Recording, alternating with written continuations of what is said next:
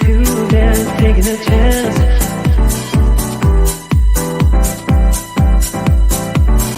Telling me to dance, taking a chance.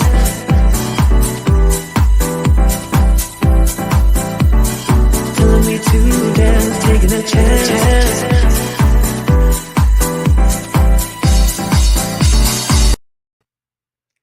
Well, hello, hello, hello. It is your host, Maxine Phillips McKoy, coming to you for the Life Strategy Show. Why don't we pause for a second? Go on, reach out, let everyone know that you're watching this show, have them to join you. We have a phenomenal guest with us this evening. You know, all of my guests are special and they drop platinum nuggets. So get your pen and your paper ready because it's important that you take this information down and don't just keep it to yourself. Share it with others. So go on, take the time to ping somebody, let them know to come into this life strategy show and listen in. You never know, there might be a surprise and you could easily win a gift. All right, so as we get started, this is about life strategies. I am the president of GAMS Unlimited and the founder of Level Less. I always explain what Level Less is because it's a shift in the mindset. It's about helping individuals to build their dream. And in building your dream is about removing levels in your mind. Because once you remove those levels, you continue to succeed on your terms. You know your worth and you can advocate for yourself. So that's what Level Less is all about. It is the movement. So join this movement and become Level Less. I am also an architect. Okay, architect build things. But I don't just build things, I help individuals to build their dreams, what they have seen for themselves. And I always say the sky is not the limit, so don't limit yourself. You have visions, you have aspirations, you have goals. And that's what Level Us is all about, is helping you to exceed those goals, not about reaching a certain level. So enough about me. But my guest this evening, oh my gracious, do we have a surprise for you? He is none other than Frank. Frank, now I have to make sure that if I don't pronounce that middle name, I'm going to say Frank Jordan, and Frank is going to help me pronounce that middle name so I can get it correct. But what I want to tell you is that he is a best-selling author, a best-selling author. You hear me? Not just one book, but Frank has written 7 books. Not only did he write books, but he is a historian of the Black community. You know, he's a historian when it comes to the brown community. He has done so much research. And ladies and gentlemen, let me tell you, I cannot wait to hear the strategies that he has put in place for himself to help him get to where he is today. So let's bring Frank up right now. Let's give him a round of applause, everyone. Hello, hello, hello. Hey, Maxine, how are you feeling? How's everything going? Everything is going good. You can see, Frank, I can get pretty excited, so I have Right. to like tone it down a little bit because I can get way out there because it's so exciting when I bring my special guest on. And it's all about sharing the strategies that you have put in place because let's face it, COVID put a damper on a lot of people in their mindset. People start thinking that they're not going to be able to move forward because of all the hold up and the things that were stopped, during COVID. But I tell you, Frank, you and along with the guests that I have brought on, you are giving people hope. You're Yep. helping people to understand that they can move forward. They just Right. have to continue to put that strategy in place and to continue working towards it. So let's talk a little bit about you. I know you from Brooklyn, New York. Hello, hello. Okay. New York is in the house. That's right. That's right. Good old Brooklyn. That's right. That's right. So tell us just a little bit more about you. Well, as everyone knows, I'm definitely a history buff. That's one thing. love history. And the more and more that you research history, just the more and more that you find how important, that our people are in history. Yeah. Yeah, also I'm a writer, historian. I've actually ghost written for BET. I don't tell too many people that BET, and also for PBS as well too. Ooh, but listen, you just let it out of the bag. Listen, we air to 120 countries. Hello. So it's no more secret. That is awesome. Continue. Tell us a little bit more. Absolutely right, and I also have actually a Hebrew school in Raleigh as well too, and have won. I would probably say maybe 23 literary awards as well too. Author of the Year over at the Nat Turner Plantation in Virginia, and that's a place that I think that everyone should get out. So I think it was 2018 when I won the award. It's a fantastic place. The people that reside there and the host, Mr. Khalifa and his family, those guys are terrific. That's out there. They give you a rundown on Nat Turner. That's the area over there in Drury, Pennsylvania. Virginia, over there in the Emporia area. That's pretty much where Nat Turner, was at, and that's where he was actually killed at in that area. But they do a fantastic job. They turn them into a museum/library, and they do everything once a year. They draw people over there, and they have a really good reservational farm over there as well too. Wow. So the Nat Turner Estate is what. Yes.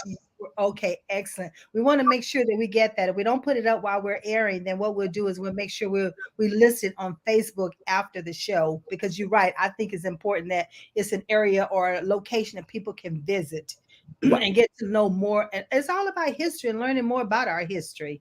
Right. So that brings another question up. What intrigued you to even start doing all of this research? Falling asleep too much in high school during history. That's what intrigued me.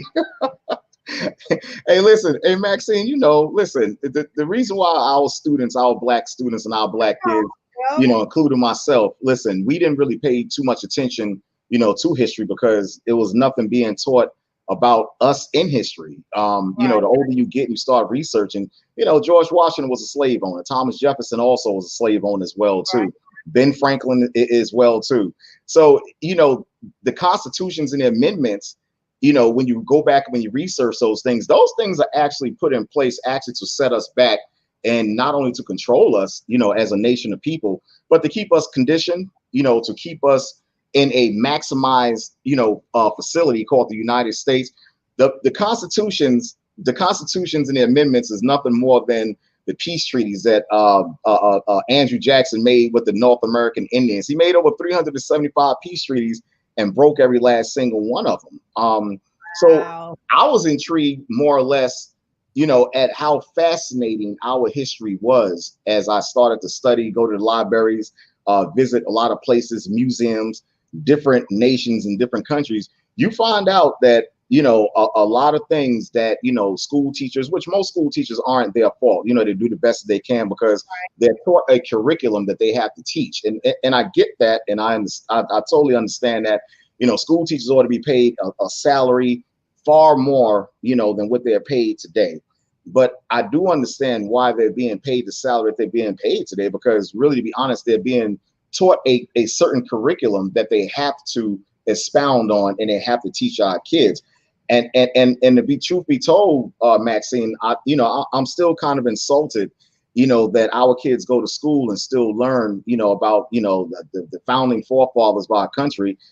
George Washington, he had our forefathers in slavery, right along with Thomas Jefferson. They had our forefathers in slavery, and that's still part of the United States school curriculum. I'm insulted. That's why I do what I do. So help me to understand, have you been able to take this information into the school system and share it with the school system? And if so, what has the outcome been? Yeah, absolutely. Absolutely. My books are actually in and sold in, I would say probably maybe more than 46 different universities and 46 different schools, elementary, middle schools, and high schools throughout the United States. And it's very well received because, one thing you can't argue with, Maxine, is facts and truth. And historynomics has always been on our side as a people. One thing you can't argue with is the condition that we're facing today and still facing, in the conditions that we've always faced, the challenges, the struggles, the obstacles that we've always faced as a people. But you got to take it a step further. You got to ask yourself, why do these things always happen to us year after year? We're voting, we're marching, we're singing. Why does this stuff actually keeps happening to us years, century, decades, generation, after generation? Why does this stuff keep happening to us, and why isn't anything done about it? So when I come and when I get invited to these different schools and these different institutions, I'm received greatly, and no opposition, pretty much no pushback. Everybody always have a lot of questions. A lot of teachers and professors always have millions of questions. Sometimes I get booked, or sometimes I get invited to universities, and I'm only there booked for like about maybe an hour and a half. And normally 9 times out of 10, I'm there for like about 3 to 4 hours. I was going to say 1 hour would not do you justice at all. So you need at least a half day. Yeah, I agree with that. That is awesome, because you know what? It's just so much information, like you said, that has been omitted from the textbooks. And how are our, youth or children going to receive it if someone has not done the research, someone who's not willing to come out and start sharing this information? And my heart is with with the high schoolers anyway, but it all starts in elementary, not just high school, because if we teach the children while they're young, then they don't grow up like I did, believing that Columbus discovered America, and it's like, how could he discover America when he had to make a treaty with the Indians? They were already here. So how can you discover something that someone is already living? The habitat, it's already there. And so I didn't question that as I was learning it in high school. I questioned it after I became an adult and had an opportunity to really think about it. Hello from Alabama. We have someone from Alabama's in the house. Hello. Glad to have you. Right. Yes. Right. And one of the things, Maxine, that I've really found out is that our people are afraid to speak out on what they know is the truth.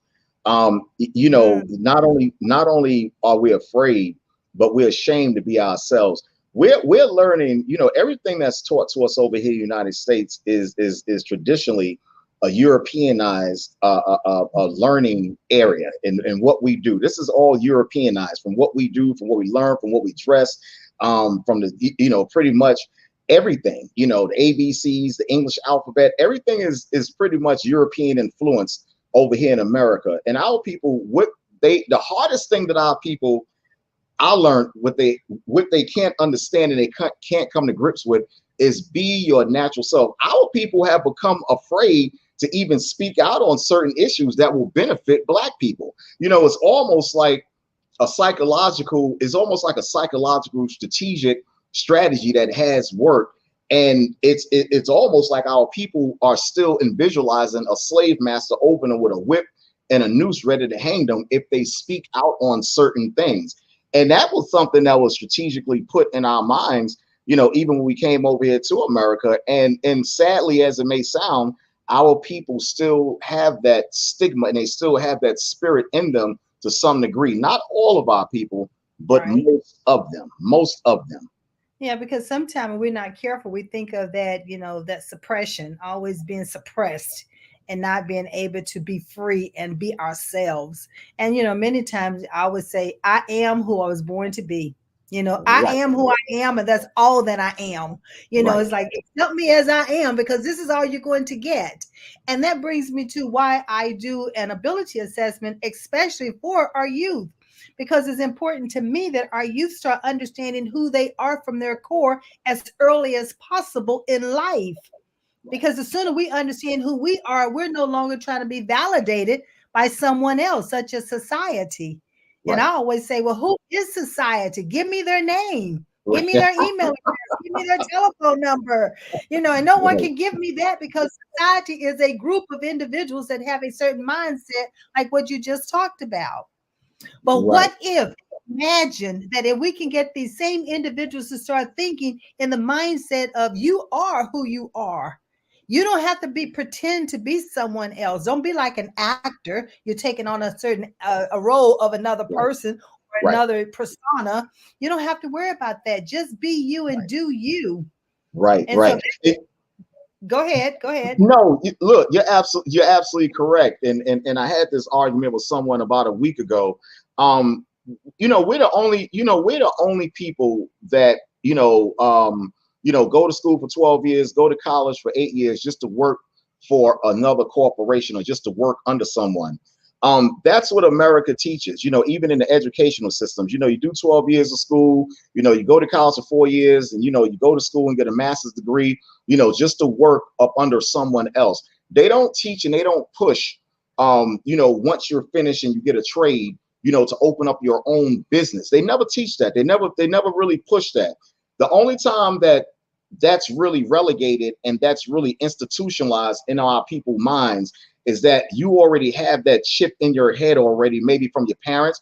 Because listen, I'm gonna tell you, during the time of segregation, okay, that's when American blacks were at their richest. Okay, during the time of segregation.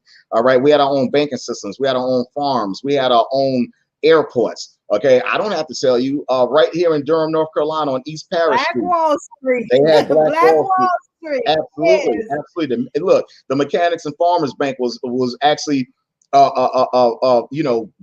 erected by Black three great owned. black men. Absolutely, right. And the Right. mutual insurance company building is still standing today. So you would ask yourself, and one would, question, and one would ask themselves, okay, we had our own banks. The North American Indians before Columbus came over there, they had their own herbal farms, medicational system. Like they came, like when Columbus came over, they volunteered to have smallpox over here. When Columbus came over here, we had our own banking systems, irrigation systems. We had our own food, water buffalo. The air was more pure. And during the time of segregation, we had our own educational systems, pharmacies, hospitals in Chicago. You had Provident Bank that was set up by Daniel Hale Williams. That was an all-black hospital, okay, that dubbed as a nursing facility for black doctors and for black nurses only during the time of segregation. So if we came together as a community and we had these things, why would we want to integrate? Why would we want to integrate with a people that had our forefathers in slavery and was so and still so hell-bent on making our lives a living hell through amendments and constitutions? You got to ask yourself, why would we want to integrate with a society, okay, that had nothing to do but push us back, degrade us all the time, teach us that we were nothing, even our own skin is bad, the way we walk, the way we talk.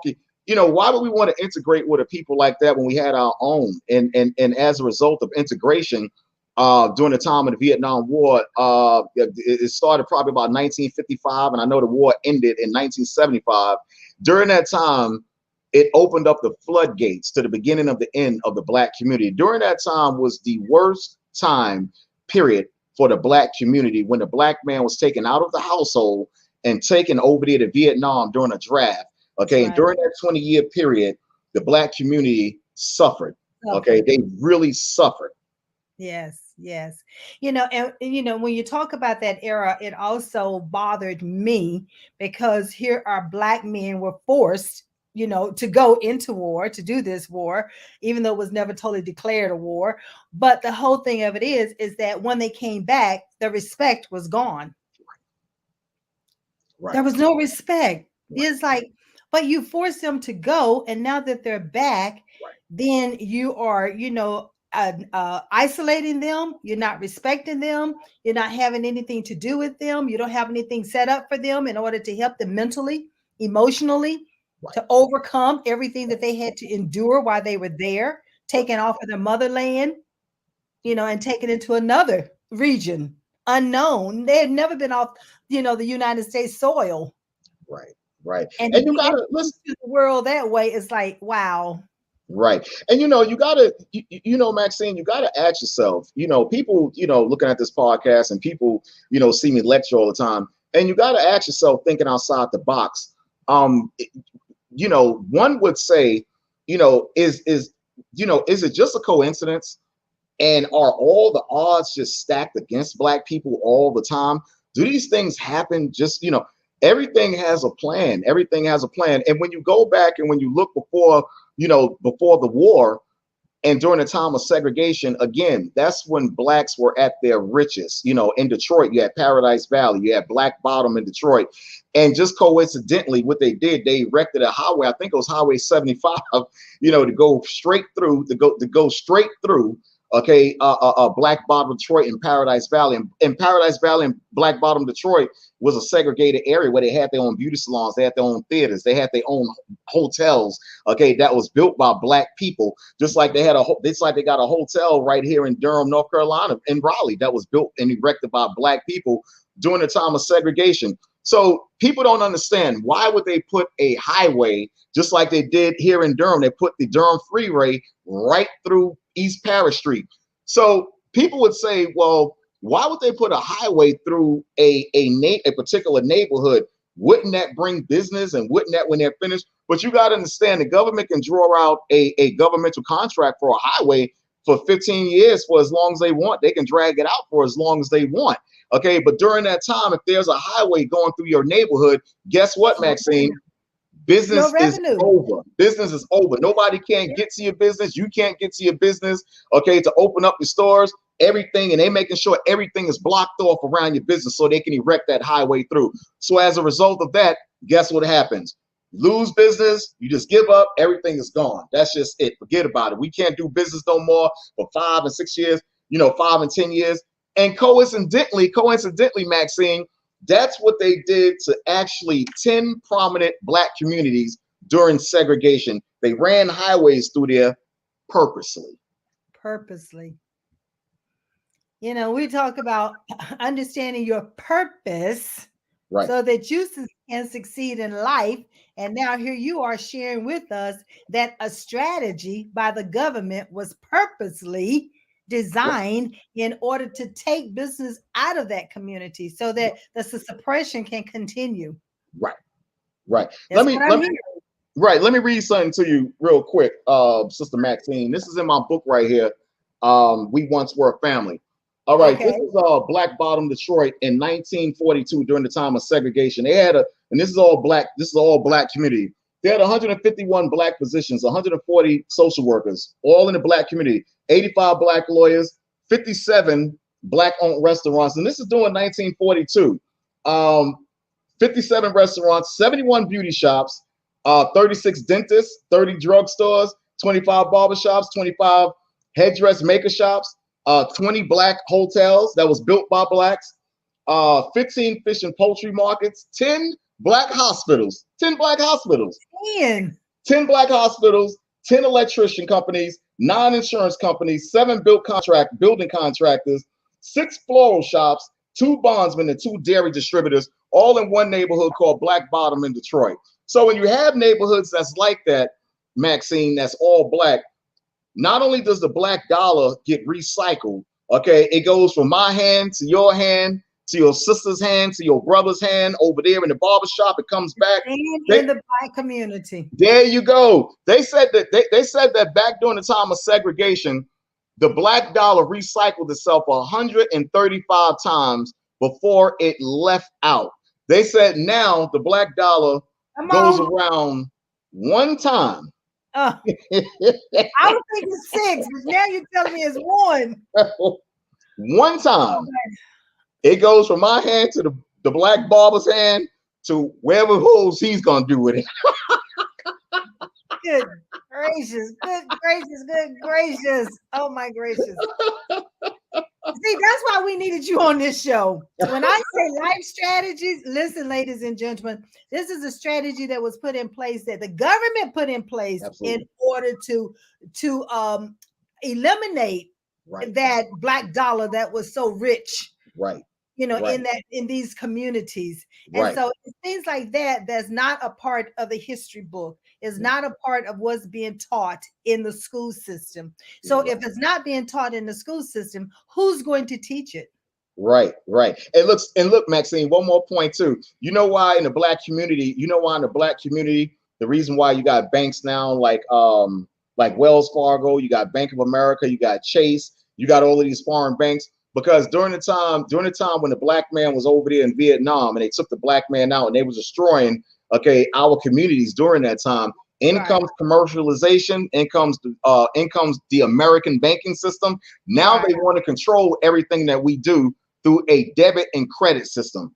The North American Indians, when Columbus came over here, they didn't have a debit credit system. They didn't have any borders on their land. That was all done by the United States presidents and the amendments and the congregations, and the congressional acts when they boarded off the lands. The North American Indians had good. Well, they didn't need a debit credit system. They didn't need that at all. That was the American way for what? To control our money and to control our people. If we have our own mechanics and farmers bank, why would we want to go bank somewhere else when the money can be loaned to our people? So we can buy houses, so we can feed our kids, so we can get more farmland, so we can buy more acres of land, so we can erect our own schools. And on top of that, to raise taxes off of the land. And it's no different. You got people that come into and they call it now, Maxine, they call it gentrification.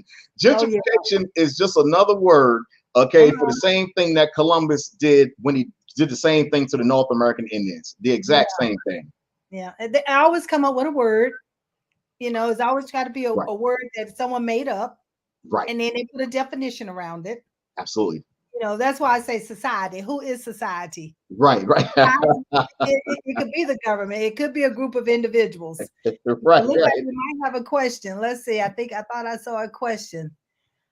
This is why the PPL, like people like myself and Pamela McKoy, purposely find and shot with Black-owned businesses. Yes. And, we talk about keeping that Black dollar within the community. Right. Many times, I am one, just like, Ms. McKoy is talking here. I believe in trying to circulate the money in the Black community as well. But then it's not reciprocated. Right. I circulate it. Right. But I don't get that coming back to me. Right. It goes out of my hand, but it doesn't return to me through someone else who's Black. Right. You know why? I was going to say, help me to understand what's going on with that. Right. You know why, Maxine, is because America has taught us. They've done a hell of a job on us hating one another. When you take everything away from a people, when you take away when you take away everything, when you take away their land, when you take away their sources of living, and when you take away all the essentials that they have and you charge them and put them up under a debit credit system, and you put them in places called, less, low income places, where you have guys that just came out of jail and, they go back to these places, we're at each other's throats. And what America has taught us to do, America has taught us to be enemies towards one another. That's what America has done.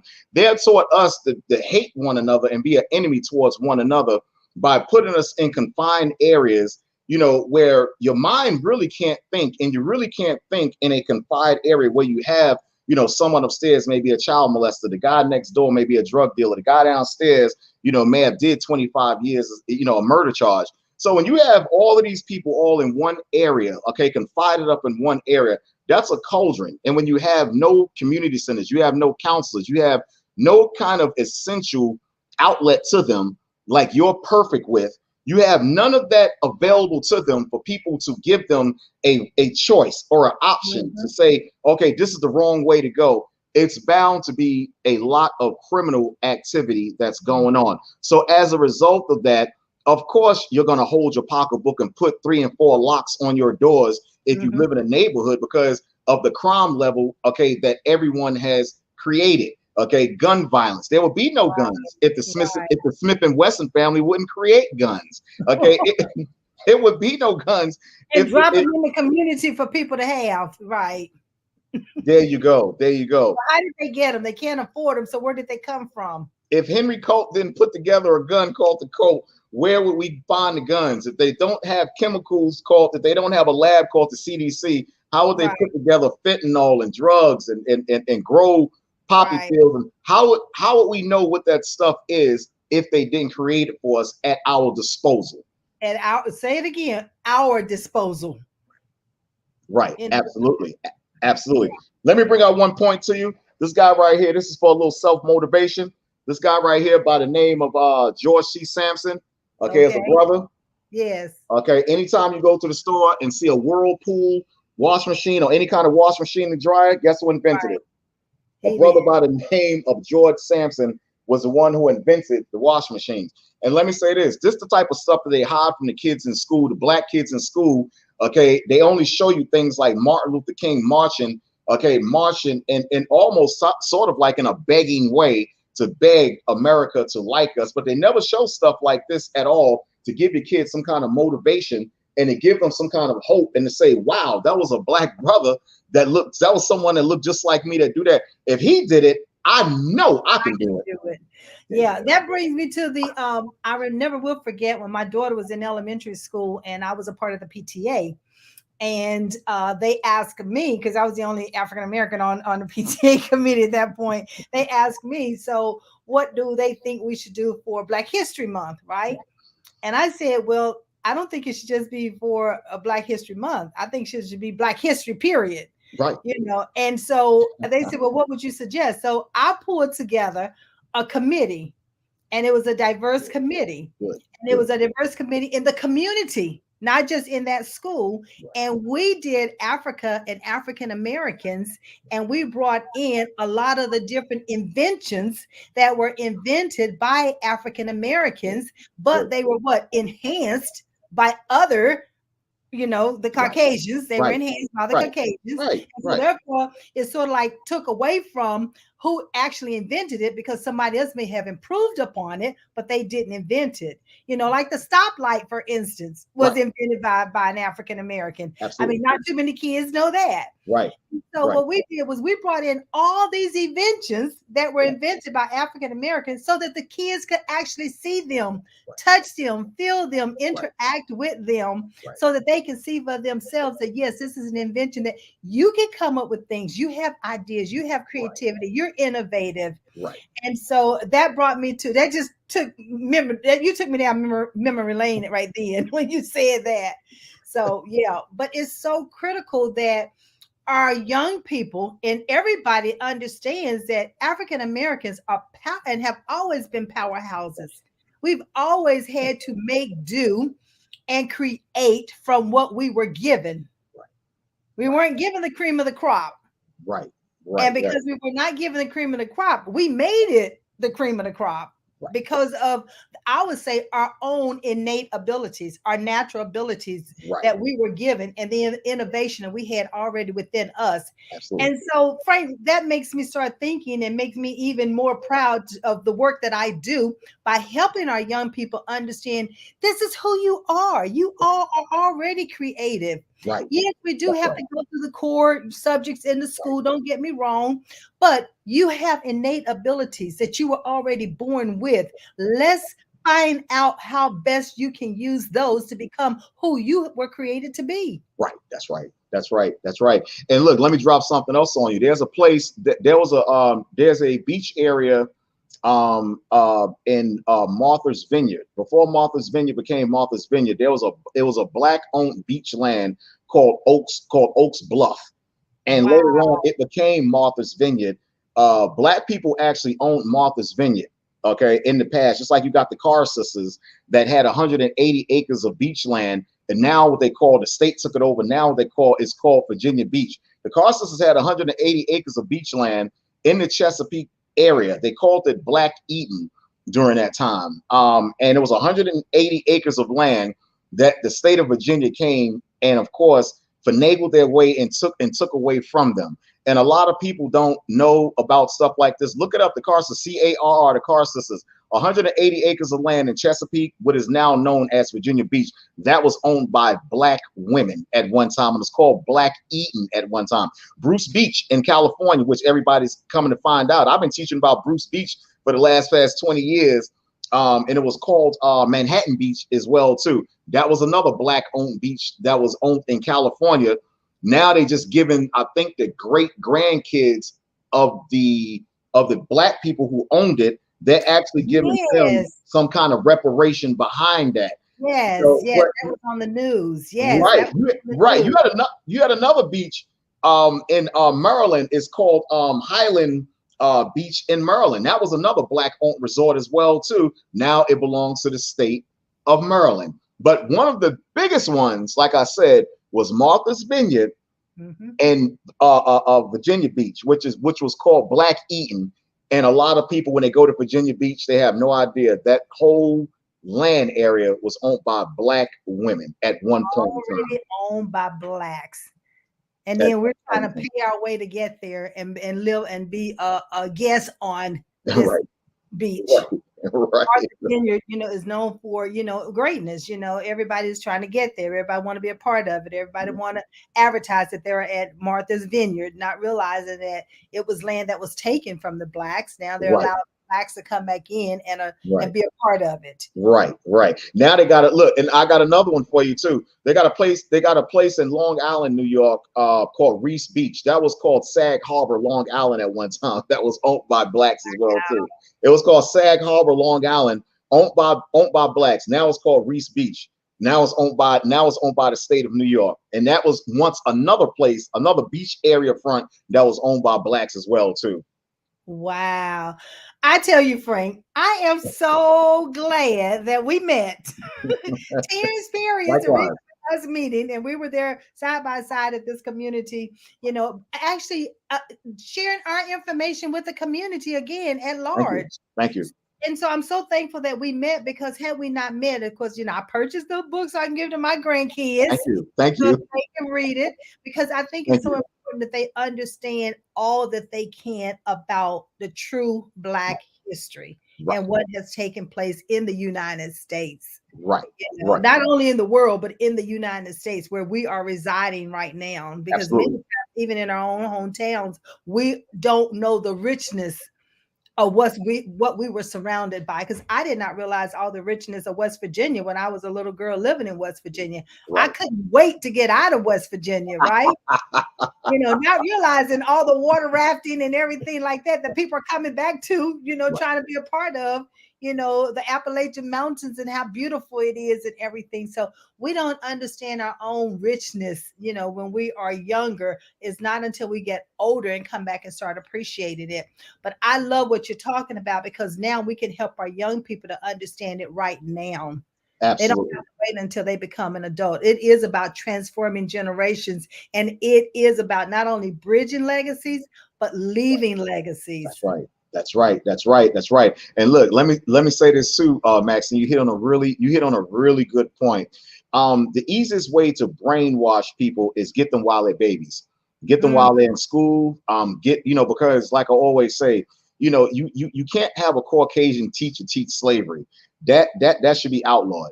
They may know of slavery, okay, but they can't relate to it like we can, and they can't teach it like we can, because they're going to water it down all the time, and they're going to make it seem like it wasn't the way it really was. In the accounts of everyone of slavery, okay, they're going to try to water it down just a little bit. That's the reason why they're trying to incorporate themselves into slavery now, okay, by saying the indentured servants. They went, the people that's from Denmark over there, they went through the same thing. No, they didn't. There's a difference between indentured servant and being a slave. The indentured servants, they was vagabonds, and they came over here to work the land for 7 years. And after they worked the 7 years, the land was theirs. And they got 40 acres along with that as well, too. And if they had any slaves, they got slaves along with the land as well, too. So that's a difference. They didn't come over here. There's no accounts, Maxine, where you had Caucasians that was indentured servants that got whipped, lynched, hung, raped. There's no accounts of that.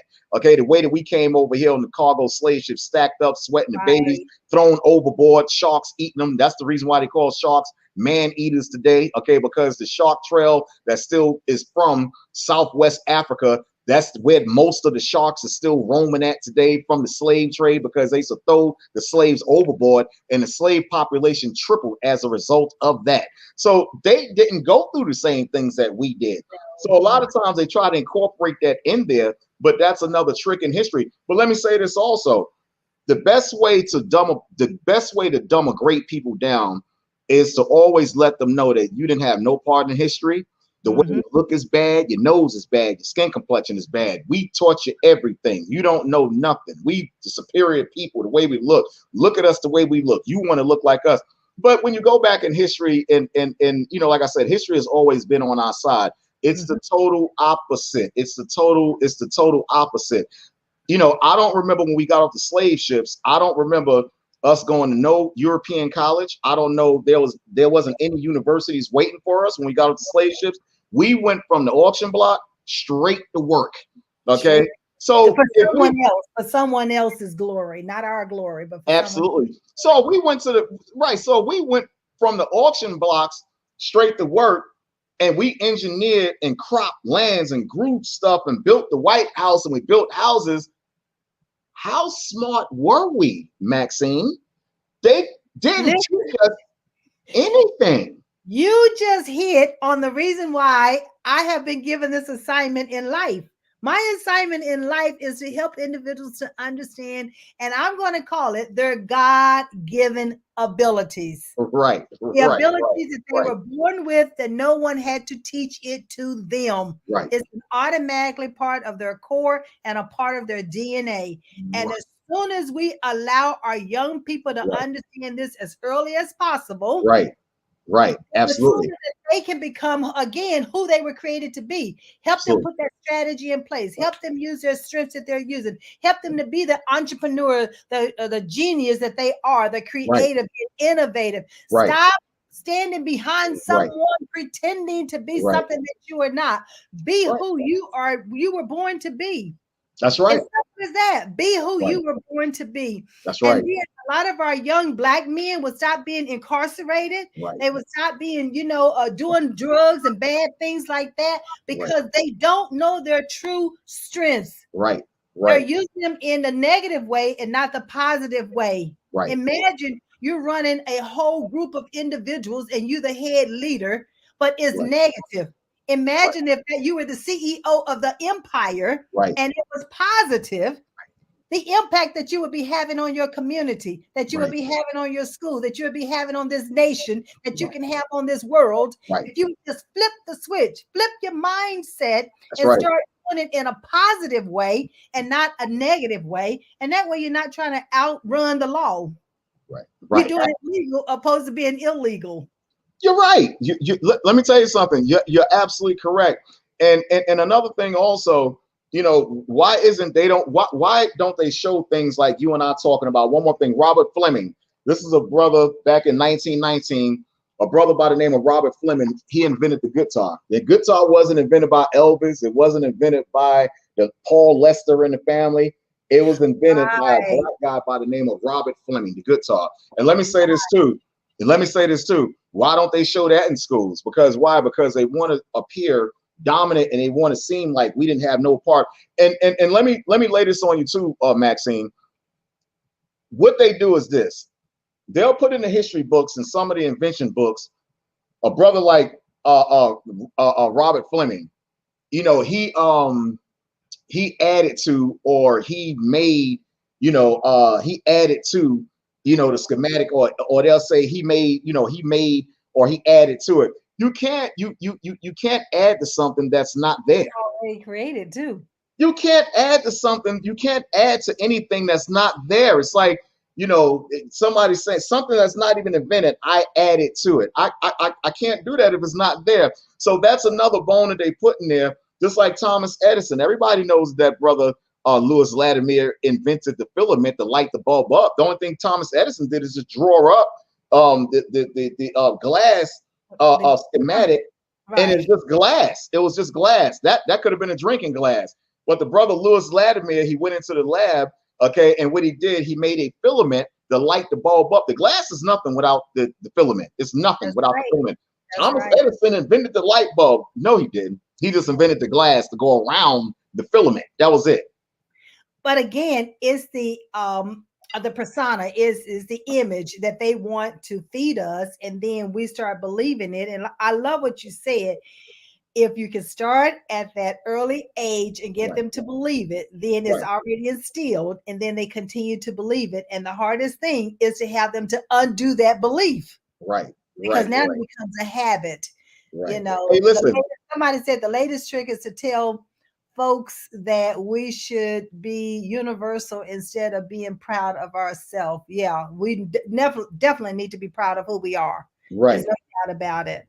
Hey, Maxine, listen to this, right? I remember when I was in high school. I remember when I was in high school, and I always bring this point out all the time. I remember when I was in high school, we had classes during the second half of the afternoon.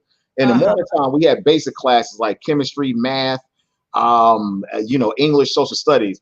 We had basic classes, but that was broken down. The last maybe 3 or 4 hours of the day, we had classes called shop classes, where they actually taught us a trade in high school. Yes. They actually taught us a trade in high school, whether it was wood shop. I took up electronics and engineering. Whether it was girls going to school for cosmetology. I was fortunate enough to be raised in Brooklyn, where wherever you wanted to do, they had a school called Automotive High School, where if you wanted to become a mechanic, you go to school, high school for 4 years. So what these guys were doing across the board, even here in the South, they was going to high school, coming out of high school with a trade, opening up their own businesses. Yes. But enter in, the later part, 1990, and they was like, say, hey, listen, we got to inject community college within this system right here, and we got to take away the trade within the school systems, okay? Because now we're going to make them pay for it. Because you had men that was coming straight from high school. I know, because I used to come down here to North Carolina and visit my cousins all the time, and they used to fix lawnmowers. They was fixing cars at the age of 15 and 16 years old, and I know this for a fact. So that's a trade right there that probably they learned from their dad or probably learned from school, that they said, okay, we got to enter in and we got to promote community college where we have to make them pay for this trade. And we're going to take out the shop classes and we're going to replace it with community college. So now what they're doing now, they're making you pay for it. Kids used to come straight out of high school and have jobs. Kids come to open up their own business, You notice they don't have that no more? Nope. I mean, I'm just sitting here thinking as a high schooler in West Virginia and seeing all of my male classmates being bused, and we call about a 30-mile distance in order to learn a trade. Right. To learn the trade. And then here my father only went to the third grade, grade, because he had to drop out of school to help his family on the tobacco farm. Right. But he was a mechanic. Right. He was an electrician. He was a carpenter. And he only went to the third grade. Why? Because he already had those abilities inside of him when he was born, and he was a visual learner. So he taught himself by looking at the pictures in the book. Right. Hello. I mean, you're right. The trade still needs to be there. So that's one of the reasons why when I do this assessment with these young people, it helps them to understand if you're going to go into the trade, what's going to be the best trade that matches who you are, that matches your strengths.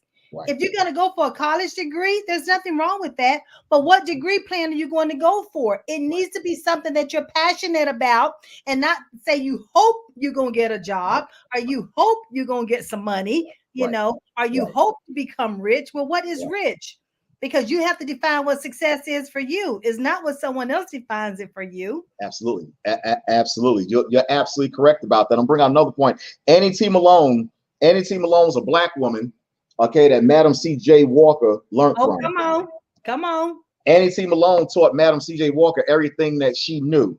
Okay, Annie T. Malone, in St. Louis, opened up a beauty university called Coral College. This lady, she invented this school. She had it erected, by Black people for Black beauticians. It was a beautician college called Coral College. Okay, that's in St. Louis. This is stuff they don't teach you in school. Madam C.J. Walker learned from Annie T. Malone, but they will never tell you who she learned from. No, they only tell you about Madam C.J. Walker. Right. C.J. Walker C.J. Walker was a student of Annie T. Malone. She actually attended Coral College and learned what she knew from Annie T. Malone. Now, if you got women like her that's building beauty schools and teaching Black, what does that incorporate and what does that breed? More Black women getting their own business and going out. There you go. I have an aunt. I've been trying to get her to come on my show. She's like 93 or 94, but she was a beautician in Detroit. Right. Her own business. I mean, I admired her from a little girl watching her, and her hair was always together. Right. So my Aunt Neat is who I call her. Juanita Lemons. My Aunt Neat is my jewel. And she has some gorgeous long gray hair now.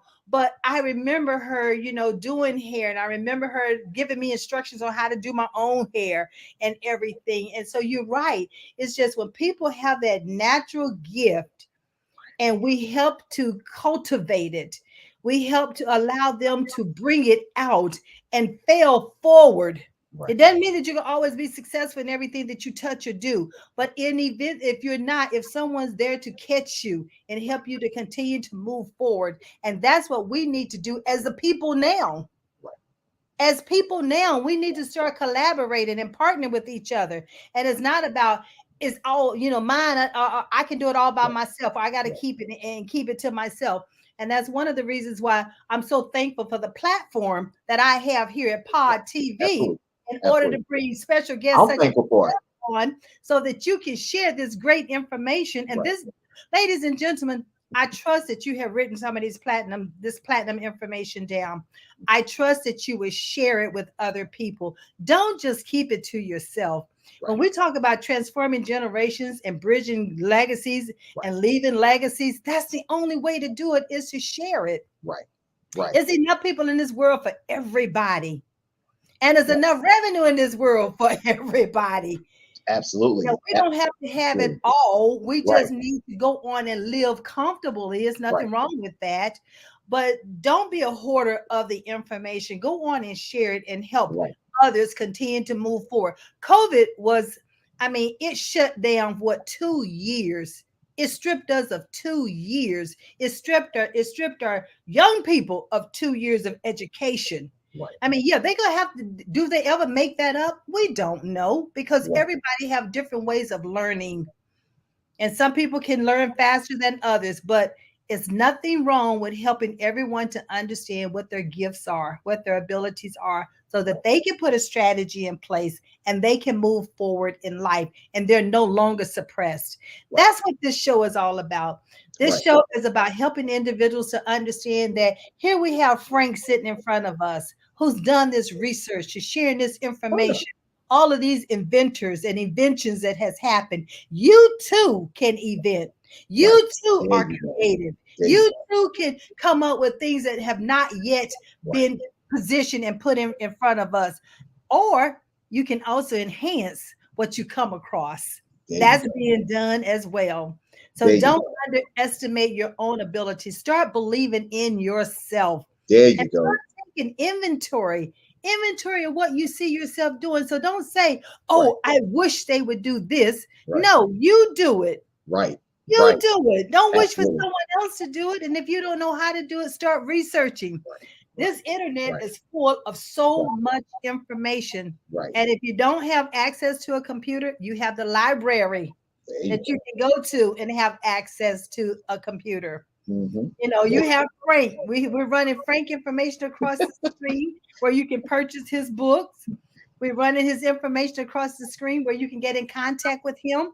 He is available to come to your school. He's available to come to your church. He's available for a conference. He's available as a guest speaker so that he can share this information. And then there I am. I'm also available to come and do the same. But on my side, I'm talking about understanding your innate abilities, understanding the strengths that you were born with, and how do you identify them. But there's an assessment that we do to help you, not only the youth, but also adults and leaders. Hello, leaders. You need to understand how you influence other people. And you don't have to have a title to be considered a leader. So put that myth to rest right now. You're right. You're absolutely correct. And look, let me say this. Speaking of leaders, let me hit you with this right here, Maxine.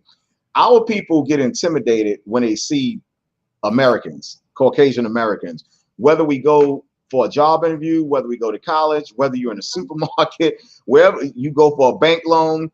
When you see, an American sitting behind that desk, when you see a white American sitting behind that desk, you get intimidated. It's just something about them that just intimidates us, that we fail right from the jump. Because why? Because they are the ones that instilled in us, self-hate will never be nothing. Why you're here, you can't go to certain restaurants, you don't belong in this part of town, you're not good enough to date our kids. will never accept you. And this is what they instilled in our minds. Okay. Look, black men want to become doctors. I know plenty of black men doctors, man. All hats off to those guys. I know plenty of them.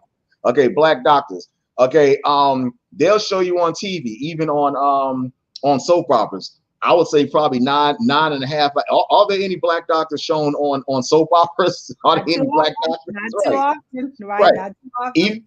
They even brainwash you as even kids with the little guy that used to come on TV, Doogie Howser. Doogie Howser. He's a Caucasian. And so that subliminal, that psychologically gets in a lot of our people's minds. Like, I can't be like that because first of all, he's white with white privilege and all this. But let me show you something. This brother right here by the name of Daniel Hell Williams.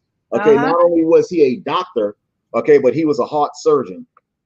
Okay, in 1891, Dr. Daniel Hell Williams erected a hospital in Chicago called the Providence Hospital that only serviced blacks, and it doubled as a school for doctors and nurses as well, too, for Providence Hospital. I remember Providence. I lived in Chicago for 9 years. There you go. Right. And it doubled as a training center for black nurses and black doctors as well, too. Let me say this. Don't be afraid. Listen, don't be afraid to get your own doctor practice and do the same thing. It doesn't really take much. It really doesn't take much. Don't work for the hospital. Build your own hospital. Build your own people. That's why I used to say, don't wait to be invited to the table. Invite yourself to the table. But when you do, know what you're going to say. There you go. Stand up, stand out, and be proud of what it is that you have to offer. Know your value, know your worth. And one of the things that Mark, which is a producer here on the TV Pod TV, he talked about his grandmother founded the Black Library in Raleigh and attended Columbia University. Like back in the 1940s. Man. Yeah. So yes, I agree with that. So so that's why us talking about this is why I say join the conversation. So if you have someone that in your family or know of someone who's done some of this information, share it with us. If you don't share it right here, put it in the chat and we'll make sure that we post it on the website. Right. So we've got several people. Sylvester Williams is talking about, he remembered it was intentional that guys went to school that attended the vocational classes. Yes. And I remember as a high schooler, I took home economics. Right. With the 7th and 8th grade, it was required. The 9th and my 11th grade, I chose to take it because I wanted to know how to make my own clothes. I was from a family of 12. And so that meant that my mother and father couldn't afford to buy me clothes. If I knew how to make my clothes, I would still have new clothes. And I went on and became a master tailor. So I have a trade and I have the degrees. And then I have the certification. Now I have the business. So you have to start. But I've always had that little curious mind. I've always wanted to get out there and explore the world and see what else was to it. Right. And Maxine, how is it that some of the best like you said, homemakers, sewers, black women that can read patterns and implant it in a mind, sewing machine, needle and thread, knitting. Some of the best knitters in this world are black people. They got it from the North American Indians. How is it that now we go to stores like Macy's and Belk's and we go Saks Fifth Avenue, we go to the malls and buy clothes? They do what they always do. They incorporate our genius. They buy and they supplant and they steal our inventions, and they incorporate our genius. Like you said, you was a sewer. The first time I ever ate French toast, my sister made some French toast in the 7th grade, and she learned from school. I didn't know what French toast was. I lived in Brooklyn. Hell, I know what French toast. But she made some French toast. I said, "How did you learn how to make this?" She said, "In school, in home ec class." I said, "What?" Yeah. And I made quilts. I've made quilts. I made dresses. I made men's clothing. I've made bedspreads. I made, So once you learn how to sew, then your imagination carries. It carries. And I was doing sewing for bands in Chicago. Then I was doing tailoring, for other people. But it came down to that people don't want to pay for the labor. Right.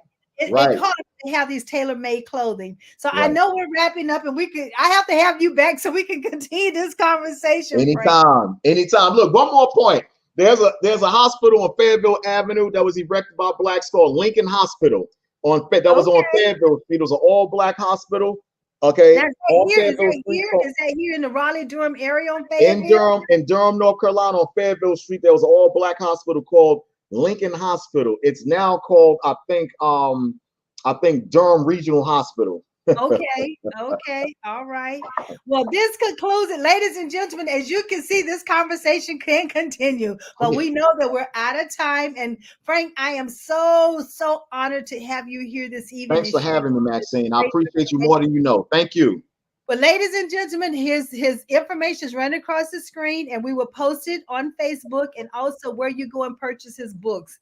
Definitely support this Black author, historian, award-winning, everything. So thank you again, Frank. So we're going to make sure that gets out there. Hey, time is up. And I know that we want to carry on, but we must end it. But I'll be back next week. Absolutely. And we'll have Frank back another time. So we'll get on his calendar. So in the meantime, I believe in you. I trust you believe in yourself. And school is getting ready to start. And I wanted to give a shout out to the Discount Tire in Nightdale. The reason why I'm giving a shout out to Mike is the 5-star service that he gave to me today, from the time I made a call in to the time I took my car in and picked it up. That's what we want. 5-star service, no matter where we go and no matter who we're talking to, because you never know. If you're entertaining a stranger, it could be an angel. Right. That's right. I believe in you, and I trust you believe in yourself. See you same time next week. Have a good evening. Telling